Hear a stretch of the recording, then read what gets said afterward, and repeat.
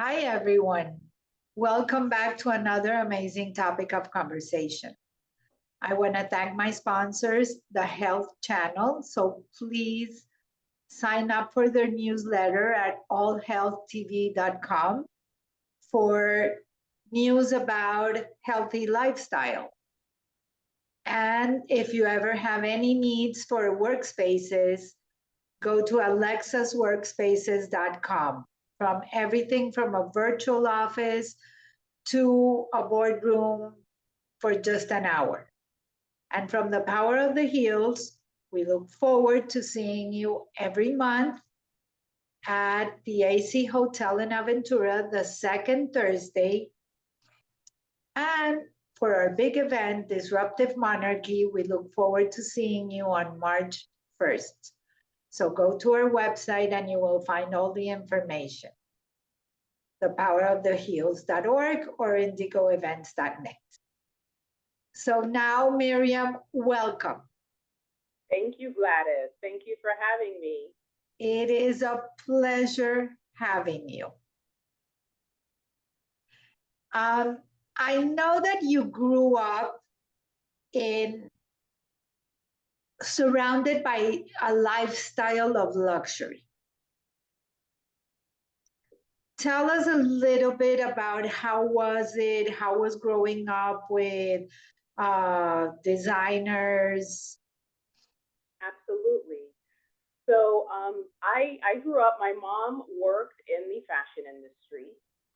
And so from a young age, I was, surrounded by beautiful things. Aesthetics played a very big role in my life, from, interior design to fashion. And this is the path that I ended up following. And interestingly enough, it was just by default. It wasn't something that was planned. Oh wow, you're just going to go into the fashion industry. You're going to do what your mom did. And so I studied at Parsons School of Design. And from Parsons, I got a job with Donna Karan. That was my first job out of school. And I worked with that brand for a while. And because Donna Karan also attended Parsons School of Design, that opened a lot of doors for me. So from that point on, I just went on to work for companies like Louis Vuitton and Balenciaga and Gucci Group, and in the world of interiors, Liège Inc.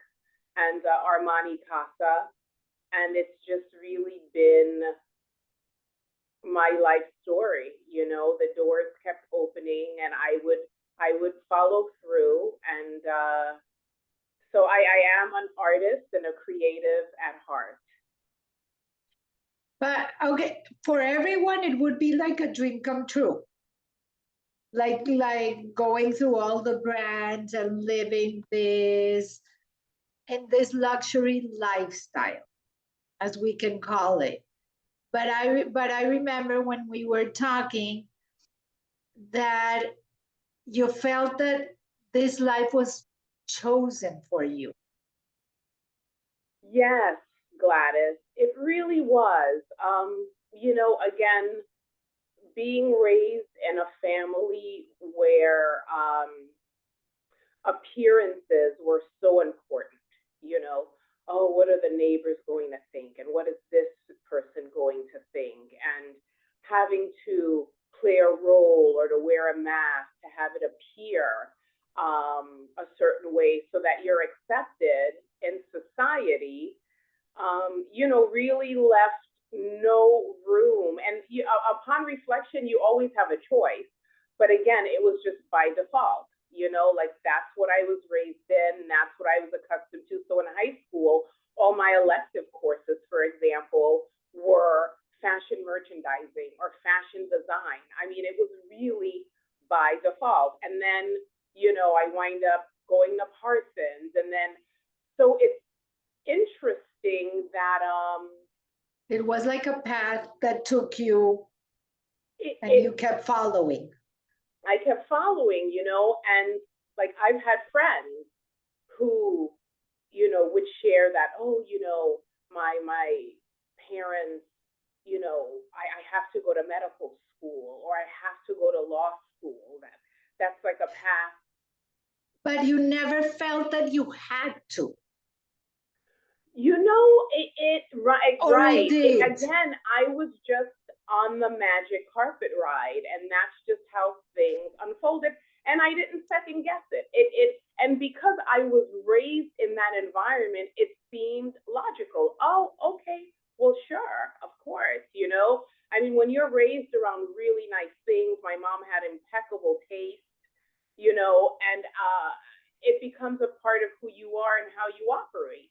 My mom would wake up in the morning, whether she was going out or not, full on makeup and dressed to the nines. Oh, mom, where are you going? Nowhere. Who's coming over? Nobody. So that's just how it was, and even for myself, if I were going out, I had to look a certain way. I had to be presented a certain way. And all of that seemed very normal, Gladys, until it wasn't anymore.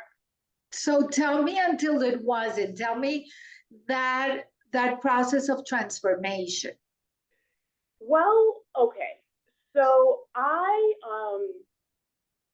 in my 20s, I started to ask questions about life, about myself, like, why am I here? Really, like, what's my purpose going to be? And this started actually before college and before this journey in the luxury world started. But I've always felt internally that there was just something that spoke to me on a very profound level.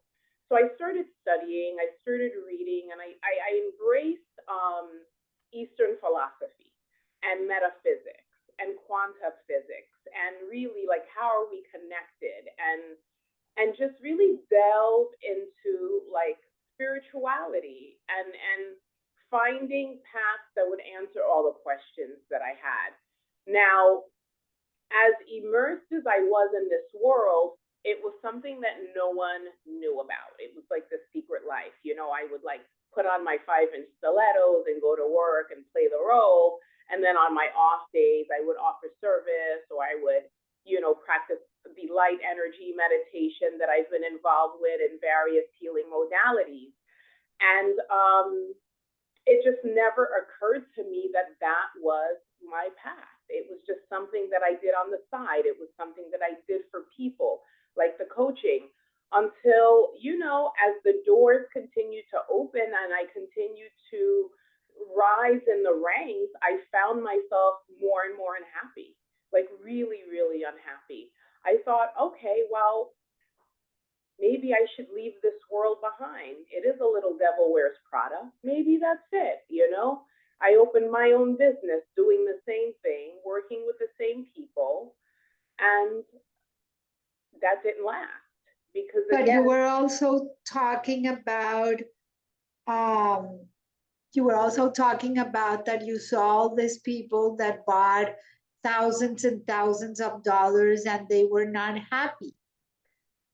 I have worked with some of the wealthiest people, and in the world of design, where you're dressing, celebrities, and who are, having custom $60,000 gowns made to wear one time, or in the world of, luxury interiors, working for brands such as Liege, where, a custom bookcase is 60, 70,000, or a custom sofa could be $25,000.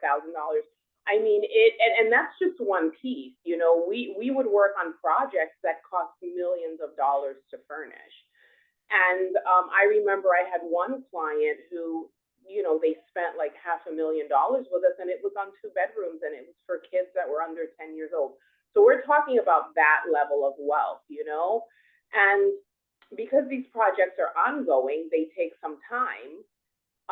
You get to know these people, and some of them remain either really, really shut down and you're a servant, you work for them, or some of them really understand and get to know who you are, who I was, you know, and they sense that there was something in me that had them be able to open up to a certain degree and, you know, would share some very personal things. And I really saw that, you know, the lifestyle and a lot of the spending and a lot of the material trappings were to hide a lot of the things that were going on, you know, behind the scenes.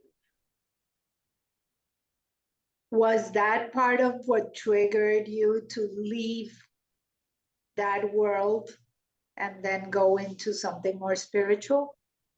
It did. It did. Again, you know, it was something that I did on the side, and my knowledge of that world allowed me. You know, I made a lot of friends. You know, I befriended some of these women. They befriended me because, you know, they had a relationship with me like they didn't have with anybody else because they had to keep the image going. The appearance.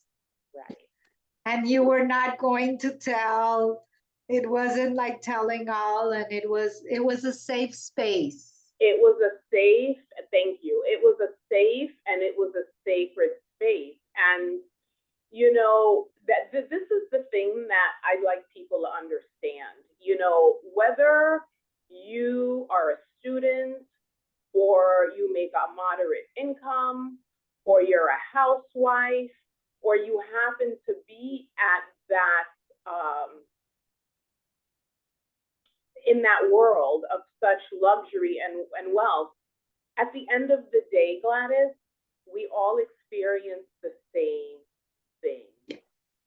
We are all afraid and we all have unresolved issues or traumas or things that we haven't been able to get complete that we're carrying with us all the time that sort of are dictating our behaviors and the reoccurring patterns and cycles that continue to show up in our lives. Oh, talk to me. It is a blessing that you are able to choose any path that you want. Because there's a lot of people that unfortunately, and I think it's because of fear of just taking the next step. It is. And leaving one part behind and then starting something new. And then the what if, but it can also be the what if I didn't do it, right? Absolutely. And I think that we are paralyzed by fear. And even for myself, I always say, you know, I got really comfortable being uncomfortable. You know? You got comfortable. Okay, that's a good one. Because right? That I can translate it now to a popular phrase that everybody's talking about, and I think it translates to quiet quitting. Yes. Yeah. That people are just there, they do their job and they leave. So I think it can relate to that. Yes. I mean, it's almost easier to remain absolutely miserable and paranoid by fear than to live in the world of, oh my goodness, what if I stepped outside of my comfort zone? Like, what if I, you know, disrupted the predictable pattern? You know, and to your point, right? Oh my God, the first place we go is, well, what if I fail? Oh my God, how am I going to be, you know, but what if you succeed? And listen, I failed. I fell flat on my face, you know. I think we've all failed at something, and we have. I know I have in the back of my mind a project that I used to love and it failed. And we live and learn. We live and we learn. And I have to tell you, my biggest failure was my greatest gift. And I tell you, when I tell you I fell hard, I mean, there was like no going any lower than I fell. It was like, you know, where life was like, we are going to break you down and take you to nothing. Okay. so that you can recreate yourself anew. And this is the interesting thing. Life speaks to us all the time, but we don't listen, you know? We don't listen. We don't listen, and the signs are there, and it just took a series of incidents to say, okay, Missy, like, I don't know, because I'm a little hard-headed, right? So it took a lot. And then finally I realized I'm pretty complete. Like I just physically can't do this anymore. You know, I had a major health scare, and it was just like, this life is really speaking to me, and it's time to listen. And you know, I spent my entire life like preparing for this world, whether I knew it or not, and then having all the doors open, and you know, the lifestyle, and you know, you get comfortable. You comfortable enough to where you don't want to disrupt it. Let me not shake things up, because this is all I have. This is all I know. But is this what you want, though? Really? Correct. Is this what you want? And that's the biggest transformation. So that's an inspiration to all of those, not only women, but also men that are afraid to make those changes. So talk to me about the Akasha records. Yes. So the Akashic records like hold the full spectrum of one's life and journey throughout many lifetimes. And I'll break that down even further. You know, karma has become very trendy, the word karma. Like, you know, but do you really understand it? You got it. You got it. And, you know, karma is really, it's cause and effect. And it is reaping what you sow, past, present, or future, right? So basically, every action that you take, every thought you have, every intention that you create, will come back in some kind of way. And so in regard to Akashic records and it holding really the story of our lives and our soul's journey, you know, in present life, there are many things that we are dealing with that are unresolved. And with that being said, you know, someone who ancestors had blonde hair and blue eyes, you know, and are born with blonde hair and blue eyes when everybody else in their immediate family is olive skin and dark hair, they inherited these ancestor genes, right? So if that is possible, it's also very possible, Gladys, that we inherit the baggage. Or the behavior. Or the behaviors, or the unfinished patterns of our ancestors, karmically speaking.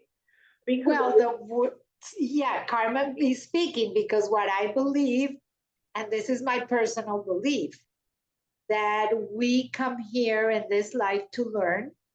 We have certain lessons that we need to go through. And if we didn't pass the grade, we come back and live again until we get it. And again, and again. And again, and again. So I used to make fun to my kids and I tell them, like, okay, you're gonna do this again. Don't worry, you're gonna have to come back on another life and learn it. So you might as well do it right Let's from get the it beginning. done right now. So what happens too is there are times that, for example, if we don't complete it, because it's a debt that's owed, right? If you don't complete it, one of your descendants will have to complete it. So someone who, for example, you know, tries repeatedly to be successful in business and fails. That could be a karmic debt of someone in the past who owed money to somebody else. You got it. So how do you break that cycle? Okay, so what we do is it's getting complete. It's working with the client to access the records, to understand the things that they're up against, to understand the reoccurring patterns, you know, the things that are causing them suffering in their lives, and to understand the source. Where did this come from? And then complete it from an ancestral perspective, from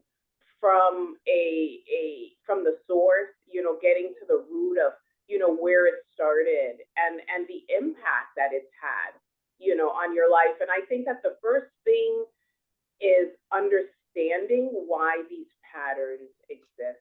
I mean, that's where the gold is, you know, because if you're able to say, oh my God, like this is why, you know, I've been carrying this and these patterns have been reoccurring and I haven't been able to understand why that is. You know, once you're clued into why this has happened, it's the beginning of healing and it's the beginning of completing. And then once not only in past lives, but on your current life. For example, the best example is women that suffer through a bad relationship or a violent relationship end up going to another violent relationship. Exactly.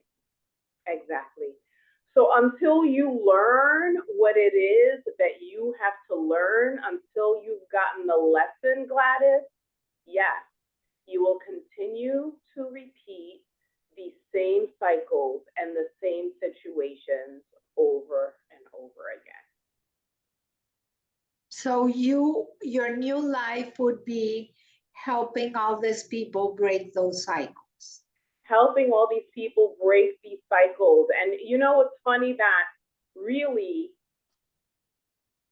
like I am my target market, right? Because I've lived it and I've experienced it. So it's working with women, you know, high performing women, you know, who are leaders in their field or who have achieved great things. And not just that, because you know what, listen, someone who is, people do not give stay-at-home moms enough credit. I mean, that is a full-time job in itself. And the reason that I add that in is I don't want it to appear that, oh, like this very one specific group of women that we all have our stories, you know, and we all have things that we're able to work on. However, you know, I do relate to the woman who has felt in her life that she's needed to overcompensate, because that was my story. It was never enough, like do more, get more. And I realize now that hamster wheel was not to sit. It prevented me from sitting still and really being with all of the things that needed to be addressed. Because once that wheel starts, it is very hard to stop it. It is so hard to stop. And for a lot of people, it's like one more and more. Yeah. You know, and it's hiding. Instead of dealing with the issues, you're hiding the issues, right? So it was just like, I mean, honestly, my closet, how many pairs of shoes did I need? Like, honestly. And it's so funny that, you know, today I'm all about comfort. Like, you can't get me out of a flip-flop. The power of the heels needs to be transformed into the power of the tennis shoes. No, I love that. Yes, the power of the tennis shoes or the power of a really nice flip-flop. It's true. And it's, you know, I had a conversation with someone the other day where it's just like, oh, well, should you incorporate like styling? Because that's such a big part of your, and I said, I don't know. I don't know if it's sort of like, you know, aligned with what I'm doing. But then I also got, as women transition from these, you know, corporate power brokers, it's sort of like, okay, okay, well, how do I identify, because we express ourselves through our clothes, right? So like, how do I identify now, like who I am? Like how do I dress down? Exactly, right? Or like designer, you know, fitted little dresses from the image that I was projecting. So I've got a closet full of clothes that don't serve me anymore. We're always evolving and we're always changing, and we are meant to, Gladys. And the ones of us who want to remain stuck and complacent, we're the ones that suffer the most, because we're powerful, amazing beings, and we're meant to grow and to learn and to evolve. And it's very, very scary to do that. But I tell you, I've been on both sides. I've been complacent and not wanting to change, and I'm on this side now where I had to literally jump off a cliff to make it happen.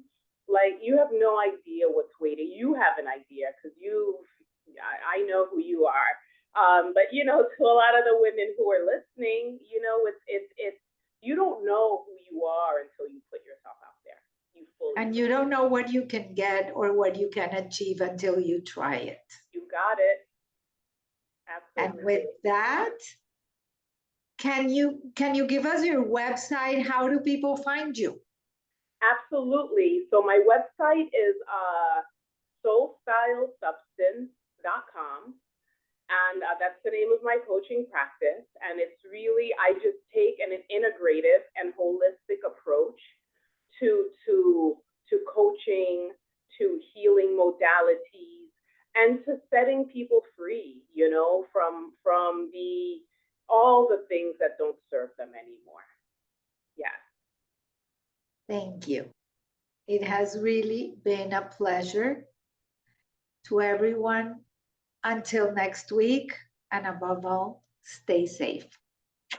Thank you so much, Gladys.